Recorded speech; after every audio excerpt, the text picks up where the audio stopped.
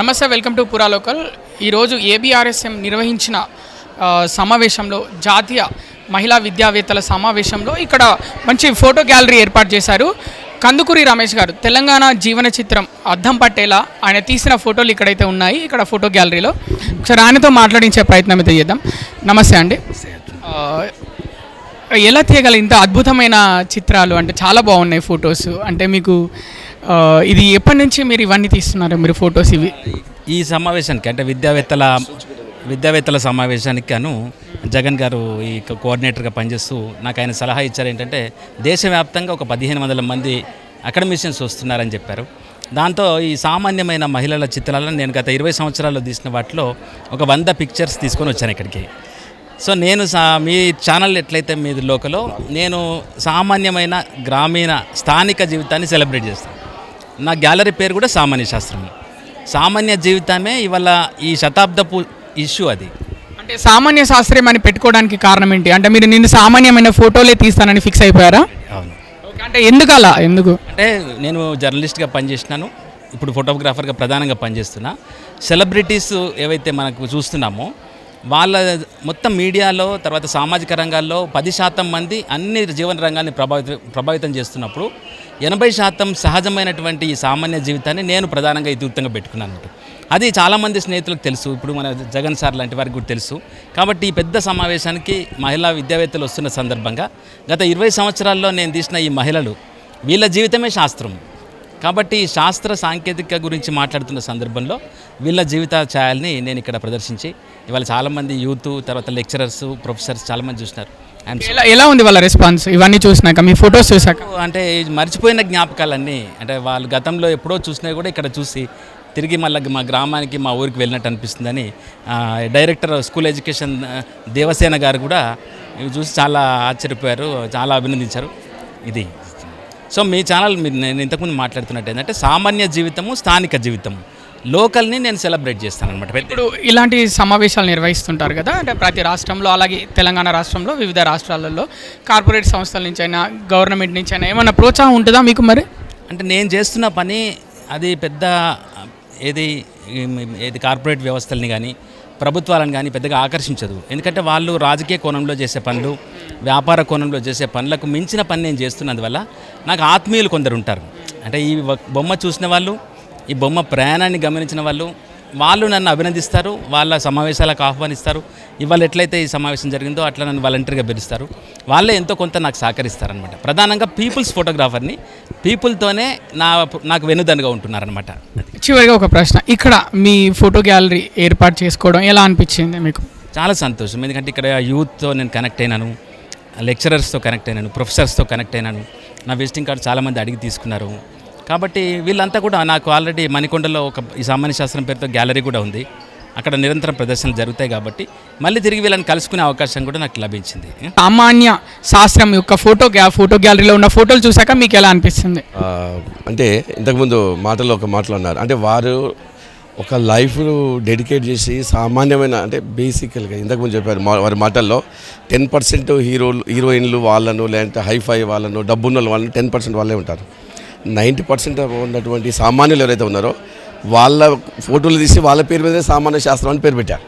ఇట్లా అంటే ఒక లైఫ్ డెడికేట్ చేయడము, అండ్ పల్లెల్లో తన సొంత ఖర్చులు పెట్టుకొని పోయి తిరగడం. నేను గత 15 ఏళ్ళ నుంచి ఇతనితో జర్నీ చేస్తున్నాను. నేను వారు 15 ఏళ్ళ నుంచి కూడా ఎక్కడ కూడా లాభాపేక్ష లేకుండా, మరి ఎట్లా ఖర్చు దేవుడు ఎట్లా ఇస్తున్నాడో నాకు తెలియదు కానీ తన ఓన్ ఖర్చులతో వెళ్ళి ఇండియన్ కల్చర్, విలేజ్లలో ఉన్నటువంటి కల్చర్, తర్వాత వీటన్నిటిని ఇప్పుడున్న నూతన తరం మర్చిపోకుండా, మన సాంప్రదాయాలు, సనాతన చరిత్ర మర్చిన వానికి భవిష్యత్తు అనేది ఉండదు. కాబట్టి మన చరిత్రను గుర్తుపెట్టుకునేటువంటి ఆలోచనతోటి ఈ చేయడం జరిగిందనమాట. సో వారు పల్లెల్లో ఉన్నటువంటి జీవన విధానాన్ని మనం అక్కడికి పోలేం. ఇందాక commissioner of college education commissioner గారు చూశారు, దేవసేన గారు. ఆ దేవసేన గారు అనేటప్పుడు నేను మళ్ళీ ఇక్కడ ఒక విలేజ్ని చూస్తున్నట్టే ఉంది. ఒక ఆమె ఇట్లా సరదాగా నిశ్చింతగా ఏం టెన్షన్ లేకుండా మనిషిని చూడడం నా లైఫ్లో ఇక్కడే చూస్తున్నాను నేను బొమ్మలో అని అన్నది. అంటే అంత ప్రశాంతమైనటువంటి వాతావరణం, ప్రశాంతమైనటువంటి మనుషులు ఉన్నటువంటి వ్యక్తులను, సామాన్య వ్యక్తుల దగ్గరికి వెళ్ళి మళ్ళీ సామాన్యమైనటువంటి మనుషుల జీవన విధానం చూపించడం వారి యొక్క గొప్పతనం. ఇక్కడ ఎందుకు మేము ఇది పెట్టామంటే చాలామంది యూత్ స్టూడెంట్స్ వచ్చారు, అలాగే ప్రొఫెసర్స్ వచ్చారు, హైఫై లైఫ్ లీడ్ చేసే వాళ్ళు వచ్చారు. అంటే జీవన విధానం ఉంటుంది. ఉదాహరణకు వీరి ఫోటోలో ఒకటి ఏముంటుందంటే కాళ్ళకు కడియాలు పెట్టుకుని తీస్తారు, చెవులకు పోగులు పెట్టుకుని తీస్తారు. నేను ఒకసారి అడిగాను, ఎందుకన్నా ఈ చెవుల పోగులు తీస్తా ఊకి ఎందుకని అడిగాను నేను. వారు చెప్పింది ఏంటంటే ఆనాటి నుంచి కూడా ఈనాటి వరకు వాటిలో ఒక అర్థం పరమార్థం ఉంటేనే మనోళ్ళు పెడతారు, లేకపోతే పెట్టారు. అయితే ఈ ఏవైతే లోహాలు ఉంటాయో అందులో రావి లోహం కావచ్చు, కూల్ కొరకు కావచ్చు, బంగారం రెసిస్టెన్స్ పవర్ కొరకు కావచ్చు, మనకు సున్నితమైన ప్లేస్ మనిషి శరీరం లోపల ఈ చెవు భాగం అంటారు దీనికి ఆడవాళ్ళు కమ్మలు పెట్టుకోవడం, మగవాళ్ళు అది పెట్టుకోవడం చేయడం, ఇవన్నీ కాళ్ళ కడియాలు పెట్టుకోవడం ద్వారా ఏంటంటే లోహాలు పంచలోహాలు మనిషిని టచ్ చేసే ఉంటాయి. అది టచ్ చేసినప్పుడు నీ రోగ నిరోధక శక్తి అనేటువంటి పెరుగుతుంది. ఈ కారణం చేత మన వెనకటి నుంచి కూడా సనాతన మన వాళ్ళందరూ కూడా ఇవి ధరించి సనాతన ధర్మంలో ఒక భాగం ఇవి. కాబట్టి మనిషి రెసిస్టెన్స్ పవర్ ఆరోగ్య నివారణ కొరకు ఆరోగ్యవంతమైన జీవనం కొరకు ఇవన్నీ మన వాళ్ళు పెట్టుకుంటారు అని వాళ్ళు చెప్పిన సందర్భంలో నాకు తెలిసేది అనమాట. అందుకోసం వాళ్ళు ఆడవాళ్ళ కాళ్ళల్లో ఉన్నటువంటి కడియాలు, చెవుల పోగులు ఇవన్నీ కూడా వాళ్ళు తీయడం జరిగింది అనమాట. అట్లా కందుకూరు రమేష్ గారు తీసిన చిత్రాలలో మీ మనసుకి హత్తుకున్న చిత్రం ఏంటి, మీకు బాగా ఇష్టమైన చిత్రం? ఒక వ్యక్తి ఈడ ఈ మనిషి ఎవరో ఆమెను ఏదో కామెంట్ చేస్తే ఆమె అందం గురించి కవిత ఫోటో చూపుతూ ఇది ఉంది కదా, ఇది ఆమె ముఖాన్ని దాచుకుంటుంది అనమాట. అంటే నా కళ్ళ ముందు ఇక్కడ కనపడ్డది. అంటే ఒక్కసారి ఊహించండి, మనం దీన్ని ఊహించినట్టు మనకు అర్థమైపోతుంది అనమాట. అంటే ఆమె ఎంత ఇందులో ఎన్ని కోట్లు ఇస్తే ఈ సిగ్గుపడడం అనేది కనపడాలండి మనకు కదా. నేను ఇంకొకటి చూసాను, నేను ఇందాక ఒక బస్ స్టాండ్లో కూర్చున్నది ఒక ఆమె, ఎంత అంటే చాలా కామన్ మ్యాన్గా ఇట్లా కూర్చున్నది ఇట్లా. అంటే ప్రపంచంలో చింతలేని ఏకైక వ్యక్తి నేను చూసాను ఆ ఫోటోలో. ఇంక అట్లాంటివి ఎలా కనపడాలి అంటే ఈ మనిషికి ఎట్లా కనపడనేది బిందాసు కూర్చో. ఆ ఫొటోస్ చూసినప్పుడు మిమ్మల్ని మీరే మైమర్చిపోయారా? మర్చిపోయాను. ఎందుకంటే ఒక్క చిత్రము 1000 భావాలకు అర్థం. అది ఒక చిత్రం, దాని మీద మీరు ఏమైనా రాసుకోవచ్చు. ఇందాక నేను ఒక బొమ్మ చూశాను, నేను చూసినప్పుడు కమిషనర్ గారు అడిగారు, మీరు మీ కోణం ఏది చూస్తే అని అది కనిపిస్తుంది మేడం అని చెప్పాను. ఇంకొక ఆయన అడిగారు, ఆయన ఇంకో కోణం చెప్పారు. అంటే చిత్రకారుడు తను ఇంకో మనసులో ఏదో భావం ఉంటుంది, అది పెట్టుకొని తీస్తాడు. ఆ భావం టచ్ కావడానికి 10 మంది మనుషులు కలిస్తే కానీ ఆయన భావం టచ్ చేయలేరు. సో అలాంటి నిజంగా నాకైతే కందుకూరు రమేష్ గారు చేసినటువంటి అన్నగారు ఇంత గొప్ప పని అంటే కళ గొప్పది, ఇంకా దాని మించింది ఇంకోటి లేదు. అలాంటిది వారి లైఫ్ ఒక జర్నలిస్ట్గా ఉండి నమస్తే తెలంగాణలో బతుకమ్మ అనే మ్యాగజైన్ కథ పెట్టుకొని, సో అన్నిటిని కాదని ఆయన ఇంత లైఫ్ చేసి ఇంత తీసుకొచ్చారంటే వండర్ఫుల్. చూడండి సార్, ఇక్కడ ఉంది. ఇది మహిళలు ఎందుకు పెట్టుకుంటారంటే వాళ్ళకు ఉన్నటువంటి ఈ మెట్టెలు ఉంటాయి కదా, ఈ వీటికి ఉన్న శక్తి ఏంటంటే మనిషిని రోగ నిరోధక శక్తిలోకి తీస్తుంది. పంచలోహాలతో చేసి ఏది ఉన్నా సరే, అంటే మనకు శరీరం లోపల ఈ చెవు ఒకటైతే మధ్యలో ఈ ఏలు ఫింగర్ అనేది ఉంది కదండి, ఇక్కడ నుంచి డైరెక్ట్ నాడి మెదడు కదులుతాయి అన్నమాట ఇవి అక్కడికి ఉంటాయి. అందుకోసం స్త్రీలకి మెట్టెలు అంటారు కదా, మెట్టెలు అంటారు. సో కమ్మలు, అందుకోసానికి మహిళలకు రోగ నిరోధక శక్తి ఎక్కువ. అంటే మగవాళ్ళ కంటే ఆడవాళ్ళు ఎక్కువ రోజులు బతకడానికి కారణం ఇవేనా? అంతే, పంచలోహాలతోటి వాళ్ళు కలిసి ఉండడమే. ఈ పంచభూతాలతోటి ఈ భూమి ఎట్లా సృష్టి వచ్చిందో అట్లాగే మహిళలు ఈ పంచలోహాలతోటి చాలా అనుబంధంగా ఉంటారు వీళ్ళు. సో దాని కొరకు వాళ్ళకి ఏంటంటే ప్రతి అడుగున ఎప్పుడు చూసినా కూడా ఇవి కాపాడుతూనే ఉంటాయి అనమాట. అది అదనమాట. సో అది మిత్రం మంచి హిస్టారికల్ విషయాన్ని మీరు ఇంత శ్రద్ధగా తీస్తున్నారంటే మీరు చాలా ఇంట్రెస్ట్గా ఉంటుంది. దీన్ని బయట ప్రపంచాన్ని చూపించడానికి మీరు చేసే ప్రయత్నం. అంటే మాది పూరా లోకల్ ఛానల్ కదా, లోకల్ యాక్టివిటీస్ సామాన్యంగా ఏమేమి యాక్టివిటీస్ ఉన్నాయో అవన్నీ బయటికి తీయడం మాకు అలవాటు అనమాట. ఎక్సలెంట్. మీ యొక్క అంటే అనుసంధానం చేసే విధానం కరెక్ట్ పాయింట్ అడుగుతున్నారు మీరు, చాలా హ్యాపీ అనిపిస్తుంది. లోకల్ ఛానల్ అంటే చాలామందికి తెలియదు ఏంటంటే మన లోకల్లో ఎన్నో ఉంటాయి, నో లాస్ నో పే, ఎవరిని ఖర్చు పెట్టవలసిన అవసరం, లోకల్ ఎన్నో ఉంటాయి. కాబట్టి మనము లోకల్ గుడితో ఏం చేసినా కూడా ఒకసారి వరదలు వచ్చాయి కర్నూలులో, అన్నీ కొట్టుకుపోయి ఇండ్లు. అప్పుడు కొంతమంది అడిగారండి ఏమనంటే, మేము తక్కువ ధరలో ఇల్లు కట్టడానికి పోయినాం. మేము రాజస్థాన్లో ఎవరో కడుతున్నారనమాట, రాజస్థాన్ పోయినాం మేము. అక్కడికి పోతే ఆయన ఏమన్నాడంటే, మీరు ఎట్లా కడతారు సార్ ఇంత తక్కువ ధరలో అని అడిగాను నేను. మీరు లోకల్ ఛానల్ కాబట్టి చెప్తున్నాను మీకు నేను. ఏమిటంటే ఇప్పుడంటే ఒక 50 ఏళ్ల నుంచే మీకు రవాణా సౌకర్యం ఉంది, ఇవి లేనప్పుడు మీకు ఏమున్నాయి, ఏమి లేవు కదా. అంటే లోకల్ వస్తూనే వాడుకునే వాళ్ళం మనం. అంటే అక్కడ ఉన్నటువంటి కల్ప తీసుకునే వాళ్ళం, అక్కడ ఉన్న కమ్మలు తీసుకుని, అక్కడ ఉన్న మట్టిని వాడుకుని ఇల్లు కట్టుకునే వాళ్ళం. కాబట్టి మీకు 2500లో ఒక ఇల్లు తయారవుతుందని చెప్పాడు. That is local. So local వస్తువులను మనం ప్రమోట్ చేయడం, లోకల్ వాటితో వాడుకుని నో కాస్ట్. ఒకవేళ నో కాస్ట్ పెట్టొద్దు, పెడితే లో కాస్ట్, దట్స్ లోకల్. ఇక్కడ మనం ఇంకొక ఆర్టిస్ట్తో ఉన్నాము. ఆయన ఈ చిత్రాలన్నీ కేవలం పెన్నుతోటే, ఒక సపరేట్ పెన్ను, ఆ పెన్నుతోటే గీయడం జరిగింది. ఒకసారి ఆయన అడిగి తెలుసుకునే ప్రయత్నం చేద్దాం. చెప్పండి వెంకటస్వామి గారు, ఎప్పటి నుంచి గీస్తున్నారు ఈ చిత్రాలన్నీ? ఇవి చిన్నప్పటి నుండి ప్రాక్టీస్లో ఉండనే ఉన్నారు సార్. హై స్కూల్ నుండి ఇంటర్, డిగ్రీ, తర్వాత ఉద్యోగం వచ్చిన తర్వాత కూడా రెగ్యులర్గా ప్రాక్టీస్లో ఉండనే ఉన్నది. ఇప్పటి వరకు కూడా రెగ్యులర్ వేస్తూనే ఉన్నాం. వీటికి సపరేట్ ఏమైనా పేరు పెట్టారా ఈ చిత్రాలకి? వీటికి ఇంటర్నేషనల్ వైడ్గా ఇది హెచ్చింగ్ వర్క్ అని అంటారు. హెచ్చింగ్ వర్క్ ఇది ఇంక్ అండ్ పెన్నుతో మాత్రమే ఉంటుంది. ఇది అవుట్లైన్ డ్రాయింగ్ అని అంటారు, లేకుంటే స్కెచింగ్ అంటారు, లేదంటే ఇంటర్నేషనల్ లెవెల్లో హెడ్సింగ్ వర్క్ అని అంటారు. ఇది ఇక్కడ లైన్ డ్రాయింగ్ అని అంటారు. బ్లాక్ అండ్ వైట్ అనేటువంటిది నేను సెలెక్ట్ చేసుకున్నటువంటిది. లైనింగ్లోనే చాలా టైం తీసుకున్నా కూడా దాంట్లో వెలుగు నీడల్ని చూపించేటువంటి ప్రయత్నం చేస్తున్నాం. ఇప్పటి వరకు ఎన్ని కార్యక్రమాలలో మీ చిత్రపటాలు పెట్టడం జరిగింది? ఇవి దాదాపుగా ఇప్పటికీ 12-13 టైమ్స్ పెయింటింగ్ ఎగ్జిబిషన్స్ అయినాయి. హైటెక్ సిటీలోను, జూబ్లీ హిల్స్లోను అక్కడక్కడ పెట్టినాము. డిస్టిక్లలో కూడా పెట్టినాము. ఇవి ఫ్రేమింగ్స్ ఇప్పటి వరకు ఇవి రెగ్యులర్ రోజు 2-3 అవుతూనే ఉంటాయి. మార్నింగ్ ఒకటి ఉంటుంది, ఈవినింగ్ ఒకటి వేస్తాం. డ్యూటీకి వెళ్ళినా కూడా వచ్చినా కూడా టైం దొరికినప్పుడు పేపర్ తీసుకోవాలి, వేయాలి. అట్లా రెగ్యులర్గా ఫ్రేమింగ్స్ లేకపోయినా కూడా వాటిని ప్రొఫైల్లో పెట్టేస్తుంటాము. ప్రొఫైల్లో ఇప్పటికీ 3000-4000 పిక్చర్స్ వితౌట్ ఫ్రేమింగ్ ఉంటాయి. ఇప్పుడు ఫ్రేమింగ్ ఉన్నాయి దాదాపు 1400 ఫ్రేమింగ్స్ ఉంటాయి. దాంట్లో మనం తీసుకొచ్చినవి ఓన్లీ 20-25. వీళ్ళు అన్నీ తెమ్మన్నారు, అన్నీ తెచ్చేసినాం. ఎలా ఉంది స్పందన? స్పందన బాగుంది. ఆర్ట్ అంటేనే ప్రతి ఒక్కళ్ళకి ఇష్టం కాబట్టి ఆర్ట్ని చూస్తే వాళ్ళు ఇంకో ప్రపంచంలోకి వెళ్ళిపోతారు. ఇంతకుముందు స్టేజ్ పైన అన్నట్టుగా మనస్ఫూర్తిగా చేస్తే నేచర్ అనేటువంటిది చేతి బట్టి లాక్కెళ్తుంది ఎక్కడికో, అంటే మనకు తెలియని ఊహా ప్రపంచాల్లోకి వెళ్తుంది. ఒక ఆత్మానందాన్ని కలిగించేటువంటి ప్రపంచాన్ని చూపిస్తుంది. కళ కూడా అటువంటిదే కాబట్టి కళలో అందరూ ఆ ప్రపంచాన్ని చూడగలుగుతారు. వాళ్ళకున్న బాధల్ని మర్చిపోయి ఆ టైంకు దాంట్లో ఇన్వాల్వ్మెంట్ అవుతారు. అదే మాకు కావాల్సింది కూడా, మాకు కూడా కలిగే సంతోషం అదే. మిమ్మల్ని మీ వారసత్వంగా ఎవరైనా మీ నెక్స్ట్ జనరేషన్ వాళ్ళు ఎవరైనా వేస్తున్నారా ఇలాంటి చిత్రపటాలు? మా పాప వేస్తూనే ఉంది. మా పాప engineering 2nd year, 3rd year చేస్తున్నది. ఆమె కూడా కంటిన్యూయేషన్ చేస్తుంది. ఆమె పోర్ట్రైట్స్ వేసుకుంటుంది, ఆమె బొమ్మలు వేసుకుంటుంది. ఎవరైనా అడిగినా కూడా పోర్ట్రైట్స్ వేసి ఇస్తుంటుంది. ఆమె పేరు వైష్ణవి. జాతీయ మహిళా విద్యావేత్త సమావేశంలో భాగంగా ఇక్కడ పంచ్ పరివర్తన్ అని ఒక కాన్సెప్ట్ అయితే క్రియేట్ చేశారు. దీన్ని ఎక్స్ప్లెయిన్ చేయడానికి ఇక్కడ ఒక మేడం ఉన్నారు మనతో. ఏంటి మేడం పంచ్ పరివర్తन అంటే ఏంటి? मैं डॉक्टर संजुश्री हूँ। मैं एग्जीबिशन में मैं कल रात से बहुत हम लोगों ने बहुत परिश्रम किया है। मैं पंच परिवर्तन क्या है उसके बारे में थोड़ा सा आप लोगों को बताना चाहती हूँ। पंच परिवर्तन यानी आज के समाज की व्यवस्था, फ्यूचर में हमारे जो बच्चे हैं, जनरेशन है, उनको हम कैसे उसको अग्रसर कर सकते हैं। जैसे पंच परिवर्तन में समाज समरसता का आग्रह है। समरसता यानी सब लोग इक्वल रहना, दो लोगों के अंदर डिस्क्वालिफिकेशन नहीं रहना, सब इक्वल रहना।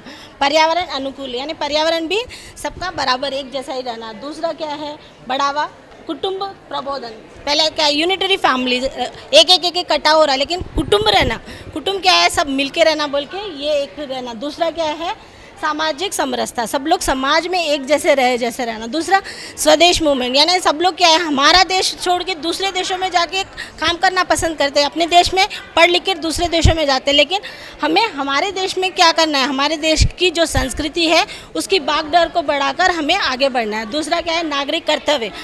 नागरिक यानी जो हमारे देश के नागरिक हैं, जैसे कि पॉलिटिशियंस है वो, और जो छोटे छोटे बच्चे, उनको सारी की सारी शिक्षा अगर दी जाएगी तो वही कल जाके देश का महान नेता बनेगा। तो उसमें उसके क्वालिटीज़ और उसके जितने भी हक हैं वो सब उसको सिखाया जाता है। इतने सारे अगर परिवर्तन एक ही साथ अगर इंसान में आ जाएंगे तो एक इंसान बहुत अच्छी तरह से परिपक्व होगा और साथ में उसकी संस्कृति को भी वो अपने देश को आगे बढ़ाते हुए लेकर जाएगा।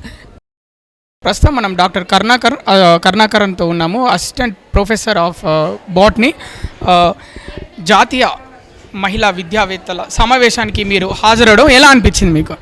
చాలా అద్భుతంగా ఉందండి. అసలు నెవర్ బిఫోర్ ఎవర్ ఆఫ్టర్ అనే విధంగా ఆర్గనైజ్ చేసినటువంటి ఎవరైతే ఫ్యాకల్టీ ఉన్నారో వాళ్ళు అత్యద్భుతంగా చేశారు. దీంట్లో మన సుధామూర్తి గారు ఇచ్చినటువంటి ప్రసంగం చాలా అద్భుతంగా ఉంది. నేను ఈ రాష్ట్రంలో ఇంతవరకు ఇంత అద్భుతమైనటువంటి కాన్ఫరెన్స్ నేను ఇంతవరకు ఎక్కడ చూడలేదు. అది కేవలం మహిళలతో. దాదాపు 1200 మంది సిట్టింగ్ కెపాసిటీ ఉంటే అది సరిపోక 2000 మంది, అంటే చుట్టూ కూడా క్యాంపస్ అంతా ఠాగూర్ ఆడిటోరియం చుట్టూ కూడా మహిళామణులు నిలబడి ఆ ప్రసంగాలు వినడం, దీంట్లో పార్టిసిపేట్ చేయడం. ఇందులో కూడా నేను ఒక యాజ్ ఎ మేల్ ఫ్యాకల్టీగా వచ్చి ఇక్కడ భాగస్వామ్యం కావడం, ఇక్కడ అత్యద్భుతంగా ఆర్ట్ ఎగ్జిబిషన్ కూడా కండక్ట్ చేయడం జరిగింది. మరియు అదేవిధంగా ఫెసిలిటీస్ కూడా చాలా అద్భుతంగా ఉన్నాయి. ఫుడ్ కావచ్చు, ఇక్కడ రిసీవింగ్ కావచ్చు, ఇక్కడ రిజిస్ట్రేషన్, ఇదంతా చాలా పగడ్బందీగా అసలు ఇంత అద్భుతంగా నిర్వహిస్తారని నేను ఎక్స్పెక్ట్ చేయలేదు. థ్యాంక్ యూ అండి, చాలా అద్భుతంగా చేశారు. कैसे महसूस कर रहे हैं आप? मैं यहाँ पर ऑर्गेनाइज़र हूँ, ABRSM की मैं कार्यकर्ता हूँ, सक्रिय कार्यकर्ता हूँ। और यहाँ पर जो ये सम्मेलन करने का जो उद्देश्य हमारा था बिल्कुल अलग है। जो जनरली सामान्य तौर पर सेमिनार या सम्मेलन जो किए जाते हैं कोई टॉपिक को लेकर या एकेडमिकली जो है उसमें सर्टिफिकेट में आपको मार्क्स मिलेंगे वगैरह वगैरह, अलग अलग बातें यहाँ पर होती हैं, इन्फॉर्मेटिव भी रहता है।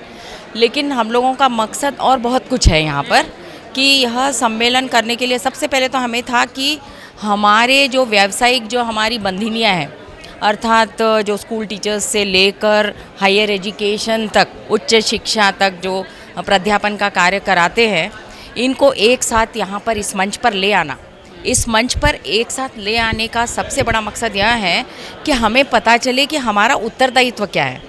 सबसे पहले तो उत्तरदायित्व क्या है, फिर उसके बाद उस उत्तरदायित्व को समझते हुए हम इस संसार के, विशेषकर हमारे भारत के भविष्य को क्या देंगे, कितनी अच्छी तरह से देंगे और कितनी विस्तृत रूप से देंगे। तो ये समस्या या ये बात या यह प्रश्न इसीलिए उठता है क्योंकि आज जो हम भारत को देख रहे हैं, हमारे प्राचीन भारत से, प्राचीन संस्कृति से, प्राचीन परंपरा से जो हमारी युवा पीढ़ी क्यों, हम लोग भी जैसे कुछ दूर होते चले जा रहे हैं। लेकिन जब से मोदी सरकार यहाँ पर आई है, श्रीमान मोदी जी का बहुत बहुत धन्यवाद कि उन्होंने हमारी भारतीयता को यहाँ पर प्रमोट करने का सबसे पहला कदम उठाया है। तो इसीलिए हमें भी ऐसे जोश आ रहा है, हमें भी यह जिज्ञासा हो रही है, यूँ कहूँ कि हमें जो है जुनून हो रहा है कि हम भी सारी स्त्रियाँ मिलकर, वो स्त्रियाँ जो केवल घर तक सीमित नहीं हैं, केवल घर पर अपने छोटे बच्चों को बड़ा करके, पालन पोषण करके अच्छे संस्कार दे, केवल यही नहीं है, हम हमारे युवा पीढ़ी का भी निर्माण करते हैं। तो हम चाहते हैं कि उनको जो है वह संस्कार दें जो हमारी प्राचीन संस्कृति में हमेशा से रहे हैं, जिसे भटका दिया गया है। हम सभी जानते हैं कि अलग अलग बाहरी राज्यों ने जो है कई बार हम पर आक्रमण किए हैं, 10,050 से, यानी कि पृथ्वीराज चौहान के शासनकाल से एक के बाद एक, आप सभी जानते हो इसके बारे में भी। तो इतनी बार जो है छिन्न भिन्न किया है, इतनी बार क्षीण किया है भारत की संस्कृति को, भारतवासियों को, भारत के धन को। पहले भारत सोने की चिड़िया कहलाता था, लेकिन आज जो है उस सोने की चिड़िया को फिर से हमें सोने के, हीरे के पर देने होंगे, तब जाकर हम समझेंगे कि हमारा मकसद सही हुआ है। तो ये सबसे प्रमुख उद्देश्य हमारा है। फिर शाम में 3:30 बजे एक रैली, एक जुलूस हम यहाँ से निकालेंगे सभी महिलाओं के साथ। आर्ट्स कॉलेज पर जो है हमारा यहाँ पर एक स्पीच रहेगा, एक मंच वहाँ पर है, जहाँ से हम लोगों ने जो है एक 20 संप्रेषण जो है या संकल्प हमने वहाँ पर पढ़ने हैं। सभी हम 20 महिलाएं हैं जिसको यहाँ पर जो है चुना गया है, हम पढ़ने वाले हैं। और उसमें जो है एक हमारे भारतीय महिला की पीड़ा कहिए, भारतीय महिला की सफलता कहिए, भारतीय महिला की जिज्ञासा कहिए, भारतीय महिला का कर्तव्य कहेंगे, ये सारे उन 20 बिंदुओं पर टारगेट हो जाएंगे। और हम सभी को यहाँ से आज यह संकल्प लेकर निकालना है कि वो 20 बिंदु पर कल से हम बिल्कुल स्फूर्ति के साथ, तेज़ी के साथ काम करेंगे हम लोग। ये एक सम्मेलन मात्र नहीं है, बल्कि यह एक मानवता की, यह एक स्त्री की शक्ति की जो है एक विचारधारा है, बहुत बड़ी विचारधारा है। जय हिंद, जय भारत। तकरीबन 1500 महिला विद्यावेत्ताओं के बीच में एक कार्यक्रम हुआ है, कैसे लगा आपको? 1500 नहीं है सर, ये जो है 2000 तक पहुंच चुका है, क्योंकि मैंने जो है भोजन की जो थालियां हैं उसे गिना था, इसीलिए 2000 महिलाएं यहाँ पर जमा हो चुकी हैं। और थोड़ी सी कठिनाई ज़रूर हुई हमें, लेकिन सारे के सारे बहुत खुश हैं, बधाइयाँ दे रहे हैं हमें। तो जो हॉस्पिटैलिटी मेहमान नवाजी जो हमारी थी उसे हमने किया है करके तो बता रहे हैं। तो ये गैदरिंग इतनी है। और इस पर ऊपर से सर हम लोग जो है पत्र में आर्टिकल्स हमने मंगवाए हैं, उसको भी रिलीज़ किया है सुबह गवर्नर जी ने। तो ये अलग अलग महिलाओं के जो फीलिंग है, विचार है, ध्येय है, ओपिनियन है, ये सारा सब कुछ उसमें आप जमा हो जाएगा। जब ये पत्रिका रिलीज़ होगी तब आप सोचिए कि क्या होगा। और यह एक रोमांचक समय, यह एक बहुत ही भाग्यशाली समय, क्योंकि हम समझ रहे हैं कि पुनर्जागरण भारतीय महिलाओं का यहाँ पर हो रहा है। और आप समझिए सर, भारत के चारों दिशाओं से यहाँ पर लोग आए हुए हैं। सारे लोग बड़ी तकलीफ़ें उठाकर, सब कुछ छोड़ छाड़ कर और मन से आए हैं सर। हमने रजिस्ट्रेशन बंद कर दी थी और ये लोग आ रहे हैं कि मैम मेरा करा दीजिए, मैम मेरा करा दीजिए। आप किधर से हैं मैडम? मैं हैदराबाद से ही हूँ। मैं बहुत ही प्योर हैदराबादी हूँ। मैं उस्मानिया यूनिवर्सिटी के डिपार्टमेंट ऑफ हिंदी में मैं कार्यरत हूँ। तो इसीलिए बहुत हम लोग प्रसन्न हैं कि इस प्रकार मतलब कि बहुत ज़िद करके, ज़बरदस्ती करके महिलाएं अभी भी रजिस्ट्रेशन, अभी मैंने जो है 4-5 महिलाओं का रजिस्ट्रेशन करवाया है। ट्रैफिक जैम की वजह से इनको देर हो गई थी, तो काफ़ी खुशी हो रही है ये सारा सब कुछ देखकर। लेकिन वह खुशी उस दिन होगी जब इसका जो मोदी जी ने जो भारत के भविष्य का संकल्प लिया है 2047 का, तो तब तक यह बहुत अधिक विकास होना है। आपका बहुत बहुत धन्यवाद। जय भारत।